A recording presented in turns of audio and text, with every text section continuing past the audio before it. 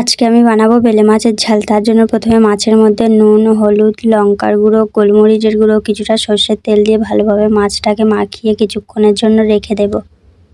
এখানে আমি কিছু সবজি গুছিয়ে নিয়েছি, যেমন পেঁয়াজ, টমেটো, কাঁচা লঙ্কা, আদা, রসুন ও ধনেপাতা। চলো প্রথমে পেঁয়াজগুলোর খোসা ছাড়িয়ে নেব। আর কিছুটা আদা নিয়ে আদাটাকেও ভালোভাবে ছাড়িয়ে নেব। আদাটাকে সুন্দরভাবে ছাড়িয়ে কুচিয়ে নিয়েছি। এবার কিছু রসুন নিয়ে রসুনগুলো ভালোভাবে সব খোসা ছাড়িয়ে নেব। আমাদের এইদিকে মাছটাকে চটা বেলে বলে, তোমাদের দিকে কি বলে অবশ্যই কমেন্টে জানাবে। দেখো কিছু ধনেপাতা নিয়েছি, ধনেপাতাটাকেও কেটে নিয়েছি। পেঁয়াজ, টমেটো, কাঁচা লঙ্কা ভালোভাবে জলে ধুয়ে নিয়ে এগুলোকে সব কেটে নেব।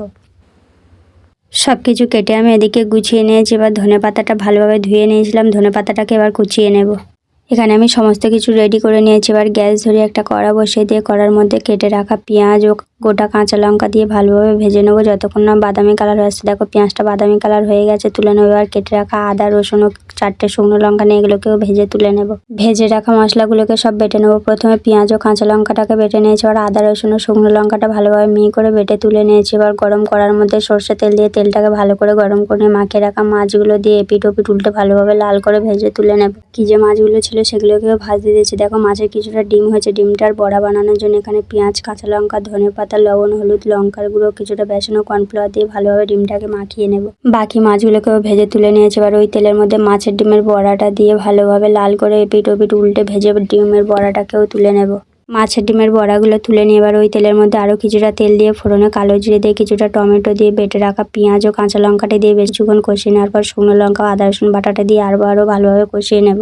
এবার ওর মধ্যে স্বাদ মতো নুন, হলুদ গুঁড়ো, লঙ্কার গুঁড়ো, কিছুটা জল দিয়ে ভালোভাবে মশলাটাকে কষিয়ে নেবো যতক্ষণ না তেল ছাড়ছে। দেখো মশলা থেকে সুন্দরভাবে তেল ছেড়ে গেছে। এবার ফেটিয়ে রাখা টক দইটা দিয়ে আবারও ভালোভাবে কষিয়ে নিয়ে ভেজে রাখা মাছটা দিয়ে উপর থেকে বেশ কিছুক্ষণ কষিয়ে নেওয়ার পর ঝোলের জন্য জল দিয়ে দেখো ঝোলটা ভালোভাবে ফুটে গেছে। উপর থেকে ধনেপাতা ছড়িয়ে নামিয়ে নিলেই রেডি হয়ে যাবে বেলে মাছের ঝাল। দেখছো কত সুন্দর কালার এসছে। যেমন দেখতে সুন্দর হয়েছে তেমন খেতেও সুন্দর হয়েছে। অবশ্যই বাড়িতে একবার বানিয়ে খেয়ে কমেন্টে বলবে কেমন হয়েছে। ভিডিওটা ভালো লাগলে একটা লাইক করে দেবো। চ্যানেলে আরও নতুন নতুন রেসিপি দেখার জন্য চ্যানেলটাকে অবশ্যই সাবস্ক্রাইব করে দিও। গরম গরম ভাতের সাথে মাছের ডিমের বড়া ও মাছের ঝাল খেতেও আসাম।